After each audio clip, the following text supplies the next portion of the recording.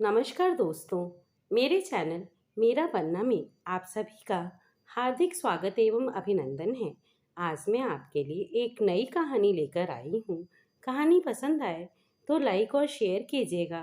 साथ ही ऐसी ढेर सारी नई कहानियों के लिए मेरे चैनल को ज़रूर सब्सक्राइब कर लें।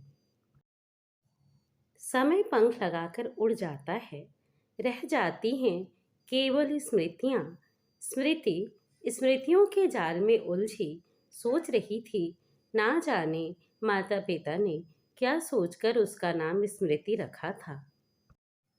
छात्रावास के कमरे में बैठकर स्मृति अपनी नई कविता लिखने का प्रयत्न कर रही थी, परंतु स्मृतियों के झंझावात मन मस्तिष्क में आते भावों पर आधिपत्य जमा ले रहे थे। स्मृति ने कलम और डायरी एक तरफ रख दी और कमरे में ताला डालकर सतत प्रवहनी भागीरथी के तट की ओर चल दी। पिछले 2 वर्षों से, जब से स्मृति का ट्रांसफर वाराणसी में हुआ था, जब कभी वह स्मृतियों के भंवर जाल में उलझती तो उसे कुछ न सूझता, और ऐसे में उसके मन को शांति केवल गंगा किनारे जाकर ही मिलती थी। बचपन से स्मृति को प्रकृति से अगाध प्रेम था और दूर तक प्रसरित अथाह जलराशि मानो उसे भी अपने हृदय को उसी प्रकार विशाल बनाने के लिए प्रेरित करती थी।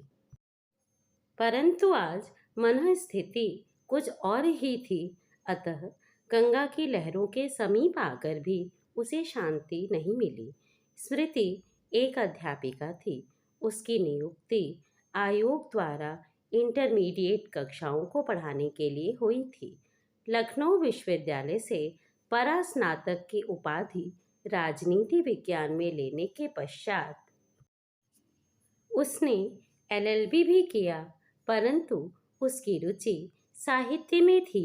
शायद यही कारण था कि उसने अध्यापिका की नौकरी को वरीयता दी। सभी शैक्षणिक कार्यों को पूर्ण करने के पश्चात भी उसे पर्याप्त समय मिल जाता था, जिसका उपयोग वह मस्तिष्क और हृदय की क्षुधा निवारण हेतु करती थी। हृदयगत भावों को शब्दों के माध्यम से प्रकट करने में उसे महारत हासिल थी। स्वच्छंदता उसके स्वभाव में नहीं थी, परंतु स्वतंत्रता उसे अच्छी लगती थी। शायद यही कारण था कि उसने अभी तक विवाह नहीं किया था और 30 वर्ष की आयु हो चली थी, और अब सभी पारिवारिक जनों का दबाव विवाह हेतु पड़ने लगा था। कल ही माँ ने एक प्रोफेसर लड़के की फोटो भेजी थी और उसे 2 दिन बाद घर बुलाया था। अगले रविवार को वह लड़का सपरिवार उसे देखने आने वाला था, परंतु स्मृति किसी भी प्रकार से अपनी कटु स्मृतियों से बाहर नहीं आ पा रही थी और न ही उसे विवाह में कोई रुचि थी। स्मृति के मन के दर्पण में जीवन साथी की कोई छवि ना थी। उसके मन का दर्पण भावहीन था। माता पिता भी हार चुके थे। स्मृति के बचपन की एक ही सहेली थी, सुधा। दोनों ने एक साथ ही स्कूल और कॉलेज की सारी पढ़ाई पूरी की थी। घर भी पास में ही थे। साथ खाना, पढ़ना और कभी रात में एक दूसरे के घर रुक जाना। दोनों परिवार भली भांति परिचित थे, इसलिए किसी के माता पिता को कोई परेशानी न थी।